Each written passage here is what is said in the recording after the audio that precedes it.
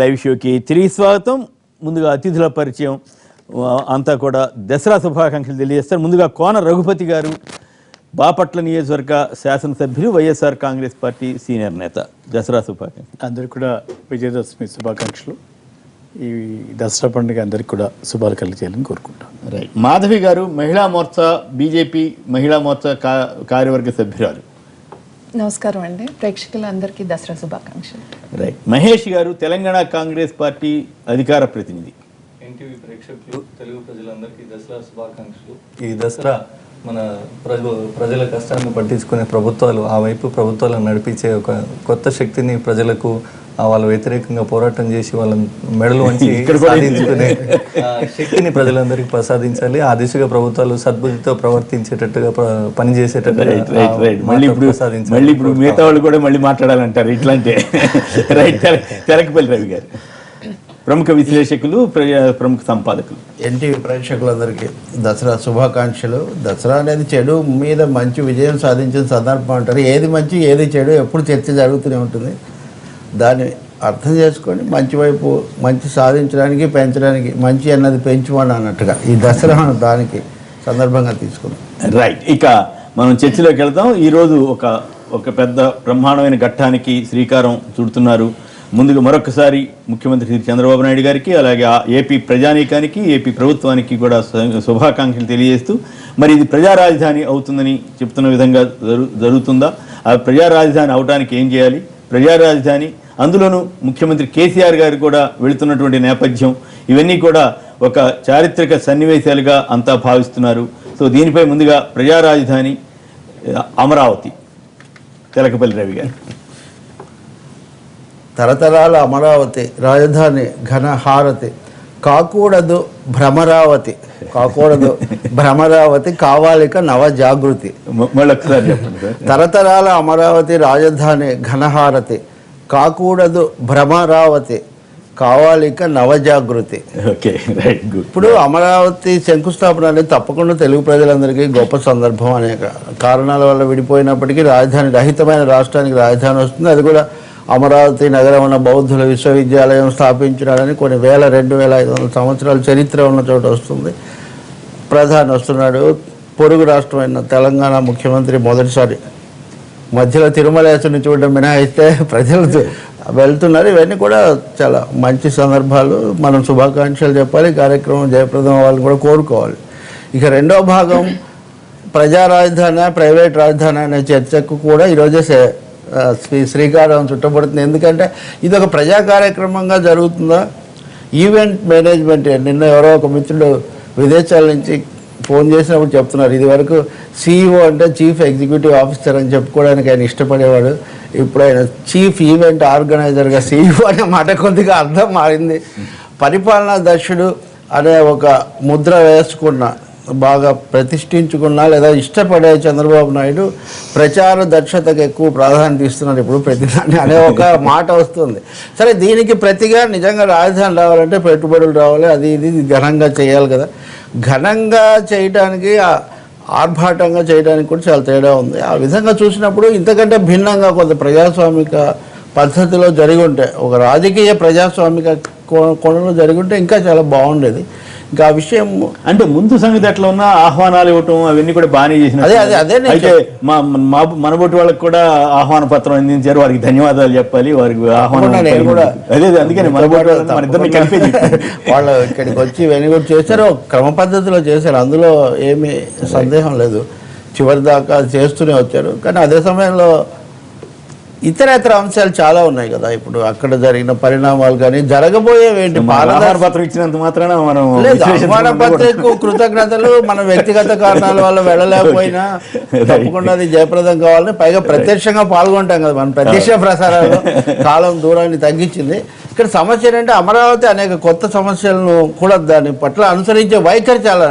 అసలైన కథ మోడీ గారి ప్రసంగం తర్వాత మొదలవుతుంది. తర్వాత రేపటి నుంచి అది ఎలా నడుస్తుంది అనే దాని మీద ఆధారపడి ఉంటుంది.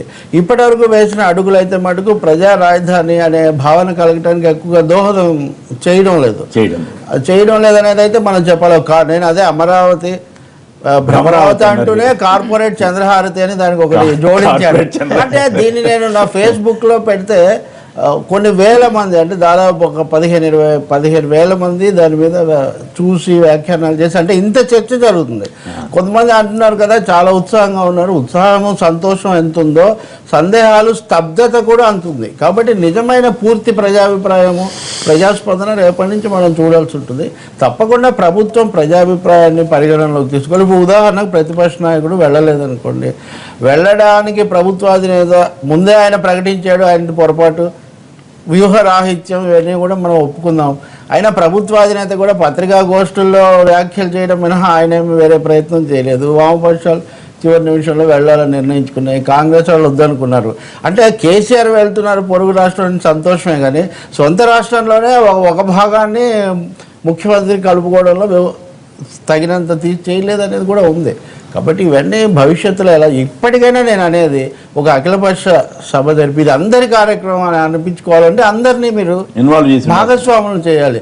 స్థానిక ప్రజలు భాగస్వాములు కాదు, ఆఖరి కేంద్ర ప్రభుత్వం కూడా ఎంత భాగస్వామ్యం అయిందో మేడం గారికి తెలియాలి. సింగపూర్ అతిపెద్ద భాగస్వామిగా ఉన్నట్టుగా ఉంది మనకి ఇక్కడ. కాబట్టి అంటే ఇవాళ ఒక పత్రికలో ఒకటి రాశారు, 70,000 కోట్లు సింగపూర్ పెడతానికి సిద్ధంగా ఉంది, 20,000 కోట్లు కేంద్రం పెట్టాలి, 10,000 కోట్లు రాష్ట్రం పెట్టాలి. అయితే ఇది 10 ఏళ్ల తర్వాత కానీ ఒక స్వరూపం రాదు, పూర్తవడానికి 25 ఏళ్ళు పడుతుంది. ఇదంతా కూడా చాలా స్పష్టమైన ఇప్పుడు కేంద్రం వస్తుందా రాష్ట్రం పెట్టగలుగుతుంది. 2019కి మొదటి దశ పూర్తి అవుతుంది అన్నారు. సింగపూర్ 70,000 కోట్లు పెట్టడమే నిజమైతే దానికంటే ముందు మనం సేకరించిన లేదా సమీకరించిన భూమిలో 2 వంతులు వాళ్ళ చేతుల్లో పెడుతున్నాం అనే విషయం గుర్తుంచుకోవాలి. ప్రభుత్వానికి మిగిలేదు 1 వంతే, రైతులకు వచ్చే 2వ వంతు కూడా ప్రైవేట్ భాగస్వామి ద్వారా అది కావాల్సిందే. కాబట్టి ఇప్పుడు సింగపూర్ మనకి ఇస్తుంది ఎక్కువ, సింగపూర్కి మనం ఇస్తుంది ఎక్కువ అనేది అది తప్పు. సింగపూర్ పైగా సింగపూర్ సింహం మొహం ముందు, సింహం ముందు కనిపిస్తుంది కానీ సింహాన్ని వెనక ఏముంది అనేది కూడా మనకు తెలియదు. పైగా వాళ్ళు దీన్ని సబ్లీజులకు ఇచ్చే అవకాశం ఇదంతా ఒప్పందంలోనే ఉంది, క్రీడా ఒప్పందంలోనే తీసుకు రాజధాని డెవలపర్ దాన్ని మళ్ళీ తను చేసుకోవచ్చు అని చాలా ప్రశ్నలు మిగిలి ఉన్నాయి. అవన్నీ తర్వాత చాలా ఉన్నాయి. అందుకనే ఈరోజు ప్రారంభ ఘట్టం శంకుస్థాపన రాజధాని కావాలని ఆకాంక్షిద్దాం. రఘుపతి గారు గుంటూరు జిల్లా శాసనసభ్యులు కాబట్టి వారిని మాట్లాడడం. ఈరోజు గుంటూరు జిల్లాలో ఉన్నటువంటి అమరావతిని రాజధానిగా చేసుకుని ఈ కార్యక్రమం జరగడం మాకు ఎంతో చాలా సంతోషించేటువంటి విషయం. దీన్ని శాసనసభ సాక్షిగా మేము అందరం కూడా అభినందించాం, అందరం అంగీకరించాం. అటువంటి కార్యక్రమం ఈరోజు దానికి ముహూర్తం, ఈరోజు కార్యక్రమం బాగా జరగాలని మనస్ఫూర్తిగా కోరుకుంటా ఉన్నాను. కోరుకోవటం వేరు, వెళ్ళటం వేరు, చేరుకోవటం దీంట్లో అక్కడ ఒక ప్రతిపక్షంగా రవి గారు కూడా అన్నారు ఎందుకు వెళ్ళలేదు, ఇదన్న వ్యూహంలో ఒక తప్పిదమా అన్నటువంటి. వ్యూహంలో ఎటువంటి తప్పిదం జరగలేదు. మేము మొదటి నుంచి కూడా చెప్తా ఉన్నాం, ఎన్నో అంశాల్లో అక్కడ ఉన్నటువంటి ప్రజలు కొంతమంది అక్కడ దాదాపు 9-10 గ్రామాలకు సంబంధించిన ఇష్యూస్ ఎన్నో సందర్భాల్లో రేజ్ చేసినా ఎక్కడ కూడా ప్రభుత్వం దాని మీద ఒక స్టేట్మెంట్ కూడా ఇవ్వడానికి ముందుకు రానటువంటి పరిస్థితి. ఈ రోజు కూడా ఎక్కడ కూడా దాని మీద క్లారిటీ రాలేదు. మేమే కాదు, పవన్ కళ్యాణ్ గారు కానీ ఎవరైనా సరే అక్కడికి వెళ్ళి కళ్యాణ్ కూడా వెళ్తున్నట్లేరా? లేదు, క్లారిటీ వచ్చిందని అంటారు. సో అక్కడ వెళ్ళి ఎన్నో ఇష్యూస్ రేజ్ చేసినా కనీసం మినిమం కర్టసీ లేదు, మినిమం రెస్పాన్స్ లేదు అక్కడి నుంచి అధికార పక్షం నుంచి. ఆ క్రమంలో ఇప్పుడు మేము ఇన్ని ఇష్యూస్ రేజ్ చేసి ఇప్పుడు మళ్ళీ వెళ్ళి అక్కడ కూర్చొని మాట్లాడటం, అటెండ్ అవటం అనేది వాళ్ళ మనోభావాన్ని దెబ్బతీసినట్టుగా ఉంటుంది. కాబట్టి we are absenting from that occasion. Otherwise ఇవాళ ప్రజా రాజధాని అని చెప్పుకుంటూ ఉన్నాం. ఏ రకంగా ప్రజా రాజధాని చెప్పలేకపోతున్నాం. గొప్ప చరిత్ర కలిగినటువంటి అమరావతి పట్టణానికి ఈరోజు ఇచ్చేటువంటి అంతా కూడా కార్పొరేట్ స్టైల్లో సింగపూర్, జపాను అనేటువంటిది తల్లని విధంగా ఇస్తున్నటువంటి ఆ ప్రొజెక్షన్స్ అవన్నీ చూస్తే ప్రజలు దాంట్లోకి వెళ్ళడానికి భయపడతామనేటువంటి పరిస్థితి వస్తుంది. మనకున్నటువంటి కల్చర్ కానీ ఎక్కడ దానిలో ప్రతిబింబించేటువంటి విధంగా ఆ ప్లాన్స్ కానీ ఏమి కూడా తయారు కానటువంటి పరిస్థితి. ఇవాళ మనం చూసాం 70,000 కోట్ల రూపాయలు పెట్టాక ఏ రకంగా అది రాబట్టుకోబోతోంది. ప్రతి దగ్గర రాజధానిలోకి వెళ్ళాలంటే టోల్గేట్ కట్టి వెళ్ళాలా, ఏ రకంగా వెళ్ళాలంటే అనేక సందేహాలు ఈరోజు ప్రజల్లో ఉన్నాయి. మన రాజధాని అని చెప్పుకోవాలంటేనే ఇంకా పూర్తిగా ఆ మనసు అంగీకరించలేకపోతుంది. ఓకే, కానీ జనం పెద్ద ఎత్తున తరలి వస్తున్నారట కదా? పెద్ద ఎత్తున తరలి వస్తారు. ఇది ఒక తెలుగుదేశం కార్యక్రమం కింద సృష్టించబడిన తప్పించి అది ప్రజల కార్యక్రమం బీజేపీ లేదా? బీజేపీ నామమాత్రమే అయిపోయింది. బీజేపీ ఎక్కడ కూడా మీరు ఎక్కడ గమనిస్తే ప్రైమ్ మినిస్టర్ వస్తుంటే, కేంద్ర మంత్రి వెంకయ్య నాయుడు గారు వస్తుంటే ఏమి ఎక్కడ మీరు చూడండి, అక్కడ పోయి చూస్తే ఎక్కడ కూడా ప్రతి అణువున కూడా తెలుగుదేశం పోస్టర్లు, వాల్ పోస్టర్లు నిండిపోయి ఉన్నది. ఓకే. పచ్చదనంతో తెలుగుదేశం పచ్చ జెండా నిండిపోయినటువంటి కాషాయం కలిసిపోయింది. పోటీ పడి మరి ఖర్చు పెడుతున్న పరిస్థితి. ఓకే. మన నీరు మన మట్టి అనేటువంటి కార్యక్రమం తీసుకొని వెళ్ళారు. ఎంతో చోట్ల మరి చందాలు వసూలు చేసినటువంటి పరిస్థితి, ఎక్కడ కూడా రెస్పాన్సిబిలిటీ లేదు, ఆన్సరబిలిటీ లేదు. చందాలు వసూలు చేశారు. చందాలు వసూలు చేస్తారు. రాజధాని కోసం ఇవ్వాలని చెప్పి బలవంతంగా వసూలు చేసినటువంటి పరిస్థితి వాళ్ళు గమనించారు. రాజధాని కోసం గవర్నమెంట్కి ఇవ్వడానికా వీళ్ళు వసూలు చేసుకున్నారు? గవర్నమెంట్కి ఇవ్వడానికి, గవర్నమెంట్కి ఇస్తామని చెప్పి కలెక్ట్ చేస్తారు. దానికి ఏం రసీదులు కానీ పట్టడం ఏం లేదు. రసీదు లేకుండా ఎట్లా? అది గవర్నమెంట్ ఎట్లా ఎవరిని కలెక్ట్ చేయమని చెప్పదు కదా. తెలుగుదేశం క్యాడర్ మొత్తం కూడా ఆ పనిలో ఉంది. ఇటుకలు అందరూ అమ్మేవాళ్ళు, ఇటుకలు దాంట్లో అందరూ ఇటుకలు అమ్మేవాళ్ళే. ఈ రకమైనటువంటి కార్యక్రమం జరుగుతూ ఉంటే ఇది ఏ రకంగా ప్రజా రాజధానిగా ముందరికి రాబోతూ ఉంది, అంటే ప్రజలకు ఉన్నటువంటి ఇబ్బందులను ఇంతవరకు మాట్లాడినటువంటి ప్రభుత్వం ఏ రకంగా చెప్పబోతోంది, దీని మీద పడేటువంటి ఖర్చు ఏంటి, ఏ రకంగా దీన్ని మళ్ళా ఇదవుతుంది అనేటువంటి విషయాలు చాలామంది ముందర కొంత ఉత్సాహంగా వాళ్ళ భూములు ఇచ్చినప్పటికీ తిరిగి ఏ రకమైనటువంటి ఇప్పుడు గడిచినటువంటి 8-9 నెలల్లో వాళ్ళ అనుభవాలు చూస్తే చాలా భయంకరమైనటువంటి అనుభవాలు. ఇచ్చినటువంటి అంతే స్పీడ్తో 30,000 రూపాయలు వాళ్ళకి ఫస్ట్ కేసుతో వస్తే ఆ 30,000 చేతితో పట్టుకొని ఏం చేయాలో అని అర్థం కానిటువంటి పరిస్థితిలో తిరిగి ఆ పత్రాలని మళ్ళీ పత్రాల రూపాయలను అమ్ముకున్నటువంటి రైతులు ఎంతోమంది ఉన్నారు. ఎక్కడ నుంచి వ్యాపారవేత్తలు వచ్చి అక్కడ కొనుక్కొని ప్రభుత్వంతో డీల్ చేస్తున్న పరిస్థితి ఇవాళ మేము ఎక్కడికి వెళ్ళినా కనబడుతున్న పరిస్థితి. దీన్ని అన్ని కూడా చాలా సందేహాలు ఉన్నాయి. రాబోయే రోజుల్లో ఓకే. కొత్తగూడ నుంచి శ్రీనివాస్ గారు లైన్లో ఉన్నారు. శ్రీనివాస్ గారు నమస్కారం. చెప్పండి. ఏపీ అమరావతి ప్రజా రాజధాని మాట్లాడండి. అమరావతి అక్కడ ఉన్న ఆంధ్ర ప్రజలకి ముఖ్యమంత్రి చంద్రబాబు నాయుడుకి శుభాకాంక్షలు చెప్దామని ఫోన్ చేశాం. Very good. సో అంతేగా ఏమైనా సందేశం కూడా ఏమైనా ఇస్తారా మీ శుభాకాంక్షల్లో? ఓకే, శుభాకాంక్షలు. రైట్. ఓకే, మహేష్ గారు మీరు మాట్లాడండి. అందరూ 3-4 రోజులుగా పెద్ద ఎత్తున మీడియాలో కానీ బయట కానీ చర్చ ప్రజా రాజధాని. కానీ ఆంధ్రప్రదేశ్ ప్రజలకు వాళ్ళకి సమీపంలో హైదరాబాద్ చాలా దూరంలో ఉంది. ఏ శ్రీకాకుళంలో ఉన్నలో చిత్తూరులో ఉన్న వాళ్ళకో ఈ హైదరాబాద్ దూరం కాబట్టి వాళ్ళకి సమీపంలో ఒక రాజధాని అయితే తప్పనిసరిగా అవసరం. కొత్తగా ఏర్పాటైన రాష్ట్రం కాబట్టి రాజధాని కంపల్సరీ, దానికి ఎవరు విభేదించేది లేదు. కానీ అది ఏర్పడుతున్న రాజధాని ప్రజా రాజధాని లేక ప్రైవేట్ వ్యక్తుల చేతిలో పోయే రాజధాని అనేది కొంత ఆలోచన చేయాల్సిన అవసరం ఉంది. దీనికి గత అనుభవాలు కూడా చాలా తోడైంది. సరే, ఒక పక్క 3 పంటలు పండే భూములు 33,000 ఎకరాలు రైతుల నుంచి లాక్కుంటా ఉంటే వాళ్ళ కళ్ళల్లో తెల్లాడితే రెక్కాడితే డొక్కాడని పరిస్థితిలో రోడ్డు మీదకి వచ్చే పరిస్థితిలో ఉంటే వాళ్ళ ఉసురు ఒక పక్క కనబడుతూ ఉంది, ఇంకో పక్క వీళ్ళ ఉత్సవాలు కనబడుతున్నాయి. ఉత్సవాల మధ్య దీన్ని ప్రజా రాజధాని అనాలా లేక కాదు, నేను రీజన్ చెప్తాను దానికి, ఊరికేం కాదు. అంటే వాళ్ళే రైతులే వాళ్ళంతా వాళ్ళు హైకోర్టు మెట్లెక్కి 500 మంది రైతులు ప్రభుత్వం మీద ఈరోజు పోరాటం చేస్తూ ఉన్నారు. మేధా పాట్కర్ లాంటి వాళ్ళు, కాంగ్రెస్, మిగతా వామపక్ష సోదరులు అందరూ కలిసి పోరాటం చేస్తూ ఉన్నారు. ప్రతిపక్షం దూరమే ఉంది. తో పాటుగా ఈ చేస్తున్న క్రమంలోనే కొన్ని అనుమానాలు కూడా ఉన్నాయి. గతంలో చంద్రబాబు నాయుడు గారు ఏం చెప్పినా కూడా నేను సైబరాబాద్ నిర్మించి ప్రపంచానికే హైదరాబాద్ను పరిచయం చేసిన నేనే అని చాలా సందర్భాలు చెప్పినారు. వాస్తవంగా ఆ సైబరాబాద్ నిర్మాణం కోసం సేకరించిన భూములు వాళ్ళ అనుయూల భూములను మొత్తం 1000 ఎకరాలు కొనుగోలు చేసి వాళ్ళని పక్కకు తప్పించి సామాన్యుల భూములు లాక్కొని సైబరాబాద్ డెవలప్మెంట్ జరిగింది. ఆ జరిగిన క్రమంలో సైబరాబాద్ డెవలప్మెంట్ కోసం భూములు అమ్మనేటువంటి రైతులు ఈరోజు అక్కడ సెక్యూరిటీ గార్డులుగా, వాచ్మెన్లుగా అవే కార్పొరేట్ ఆఫీసుల ముందు పనిచేస్తూ ఉన్నారు. వాళ్ళ భార్య పిల్లలంతా కూడా అక్కడ పాచి పనులు చేసుకునే పరిస్థితి ఉంది. సో వాళ్ళకి సరైన విద్య లేక మున్సిపల్ బడులలో చదువుకునే పరిస్థితి ఉంది. ఈ రకమైన వాతావరణం రేపు తుళ్ళూరు ఈ రాజధాని పరిసర ప్రాంతాల్లో ఉన్న రైతులు భూములు ఇచ్చి ఇదే సింగపూర్ తరహా రాజధానిలో ఎట్లాగో అక్కడ మన కట్టు బట్ట కింద ముందు సోదరుడు చెప్పినట్టుగా స్థానమే కనబడతలేదు. ఆకాశ అర్మాలను చూస్తే సామాన్య రైతులు మన తెలుగుదనం మనకున్నటువంటి ఘనకీర్తి ఎక్కడ కూడా ప్రతిబింబించట్లేదు. కాబట్టి మనలాంటి వాళ్ళకి అక్కడ అవకాశం ఉంటుందా అనే ఆందోళనలో ఈరోజు రైతులు ఉన్నారు. సో వాళ్ళకి ప్రవేశం ఉందా లేదా, వాళ్ళు రేపు పొద్దున ఇవే వాచ్మెన్ జాబ్లు అక్కడ ఉండే స్కావెంజర్ జాబ్లకే అక్కడ ఉన్న రైతులను పరిమితం చేయబోతున్నారు అనేది ఒకటి. ఇంకా రవి గారు చెప్పిన దానిలో కొత్త కోణం ఏంటంటే, నిజంగా మీ ఆంధ్రప్రదేశ్ ఏదైతే ప్రత్యేక రాష్ట్రంగా ఏర్పడిన తర్వాత ప్రభుత్వం ప్రతిపక్షం కలిస్తేనే కదా ప్రభుత్వం, అధికార పక్షం ప్రతిపక్షం కలిస్తేనే. కేవలం ఇది అధికార పక్షమే ముందుకు పోతాం తప్ప ప్రతిపక్షాలన్నీ దీన్ని వ్యతిరేకిస్తూ ఉన్నాయి. జగన్మోహన్ రెడ్డి గారు చెప్పిండ్రు, కాంగ్రెస్ పార్టీ చెప్పింది మేము దూరంగా ఉంటున్నామని. కనీసం మీరు సొంత రాష్ట్రంలో ఉన్నటువంటి రేపొద్దున మీరు కలిసి పనిచేయాలి, రేపొద్దున మీరు ఏ బిల్లు పాస్ చేయాలన్నా వాళ్ళ మద్దతు కావాలి, వాళ్ళని కన్విన్స్ చేయండి. ఒంటెద్ది పోగొడుతో చేస్తామంటే అది ప్రజాస్వామ్య స్ఫూర్తికే విరుద్ధం. మీరు ఆ విలువలను పాటిస్తా అంటే దానికి ఎవరైనా చేసేది లేదు. కానీ అందరూ ఆమోదంతో నేను రేపొద్దున అభివృద్ధి చేస్తాను అనుకునే వ్యక్తి అయితే ముందు వాళ్ళని కన్విన్స్ చేయడంలో ఫెయిల్ అయింది అనేది వాస్తవం.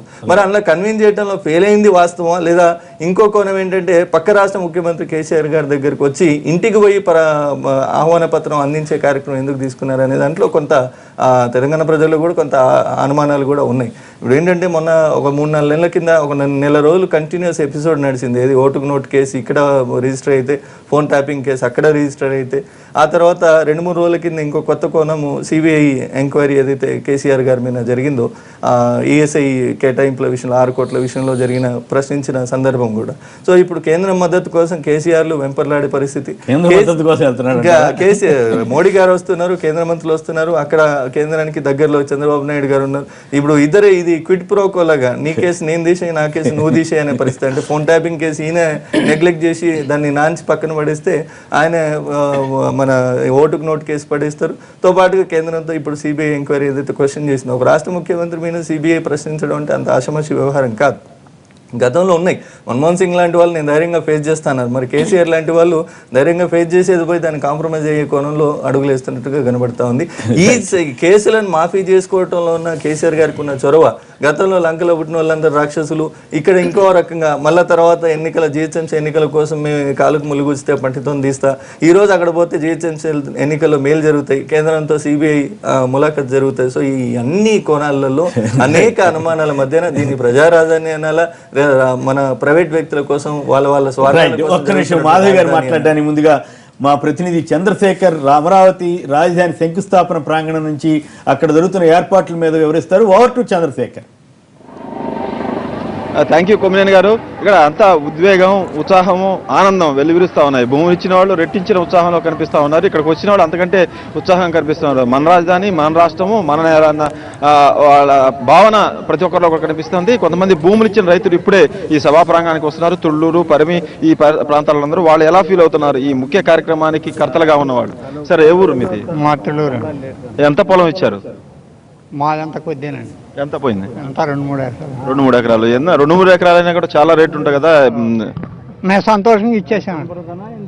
రూపాయి ఇవ్వకుండా అంత భూమిని ఎలా ఇచ్చారు? ఏ ధైర్యం, ఏ ధీమా ఉంది? మా పర్లేదండి, ఇక్కడ తతిమా భూములకైనా రేట్లు పెరుగుతున్నాయి అనే ఉద్దేశంతో ఇచ్చేసామండి. బయట ఇక్కడ రాజధాని అవటం మాకు ఇష్టం, మనస్ఫూర్తిగా ఇచ్చేసామండి. మీకు చెప్పింది చంద్రబాబు చెప్పినట్టు చేస్తారు, నమ్మకం ఉందా? నమ్మకం ఉందండి. 100% నమ్మకం ఉందండి. సార్ మీది ఎక్కడ? గుంటూరు. మీది ఎంత భూమి పోయింది ఇక్కడ? మా అత్తయ్య 90 ఎకరాలు పోయింది. 90 ఎకరాలు? ఎక్కడ, ఏ ఊరు? తుళ్ళూరు. తుళ్ళూరులో. బాధగా లేదా? లేదు, ఆనందంగా ఉంది. అవుతుంది అనుకుంటున్నారా? మొత్తం అనుకున్నది అనుకున్నట్టుగా డెఫినెట్ గా అవుతుంది, చేస్తారు. 90 ఎకరాల భూమిని మీరు వితౌట్ రూపాయి తీసుకోకుండా ఇచ్చేశారు. అవును, డెఫినెట్ గా చేస్తారు. రాజధాని ఇక్కడ రావటం మాకు ఆనందంగా ఉంది. ఓకే సార్, మీరు ఎక్కడి నుంచి వస్తున్నారు? కర్నూలు సార్, పత్తికొండ నియోజకవర్గం నుంచి వస్తున్నాం. ఈరోజు ప్రపంచ దేశాలన్నీ కూడా ఈరోజు ఇక్కడ రాజధాని నిర్మాణం ఆంధ్రప్రదేశ్లో ఏ రకంగా జరుగుతుంది, ఏ రకంగా చంద్రబాబు నాయుడు గారు మరి రాజధాని నిర్మాణం చేపడుతున్నారు అనేది ప్రపంచ దేశాలు కూడా ఈరోజు మా నాయకుడు చంద్రబాబు నాయుడు గారిని గుర్తిస్తున్నారు. ఇటువంటి నాయకుడు నిజంగా ఈ ఆంధ్రప్రదేశ్కి రావడం మా అదృష్టం. ఇటువంటి రాజధాని భవిష్యత్తులో కూడా ఎవరు కూడా చేయలేరు. ఒక చంద్రబాబు నాయుడు గారే ఆయనకున్నటువంటి అన్ని రకాలుగా ఉన్నటువంటి నాలెడ్జ్ తోటి ఈరోజు నిర్మాణాత్మకమైనటువంటి రాజధాని నిర్మిస్తున్నటువంటి సంగతి. కొమ్మినేని గారు, మొత్తానికి ఇక్కడ చూస్తూ ఉంటే గత 4 రోజుల నుంచి పరిస్థితి కూడా ఈరోజు కొంచెం ఇంకా ఎక్కువ ఉద్వేగం కనిపిస్తూ ఉంది. భూములు ఇచ్చిన వాళ్ళు ఎక్కడ కూడా కొంచెం కూడా కించిత్ కూడా బాధను వ్యక్తం చేయట్లేదు, కించిత్ కూడా నష్టపోయామన్న బాధను వ్యక్తం చేయట్లేదు. వాళ్ళు ప్రభుత్వం మీద నమ్మకాన్ని వ్యక్తం చేస్తూ ఉన్నారు. ఇక్కడ సంబంధించిన ఏర్పాటు చూస్తే దాదాపు 1,05,000 మందికి సీటింగ్ ఏర్పాటు చేశారు. దాదాపు సగం మేర ఇప్పటికే నిండిపోయిన పరిస్థితి కనిపిస్తుంది. 5 గంటలకు ముందే ఈ విజయనగరం, శ్రీకాకుళం జిల్లాల నుంచి, అలాగే చిత్తూరు, అనంతపురం జిల్లాల నుంచి బస్సులతోటి వేలాది మందిగా కార్యకర్తలు, అలాగే రైతులందరూ కూడా తరలి వచ్చారు.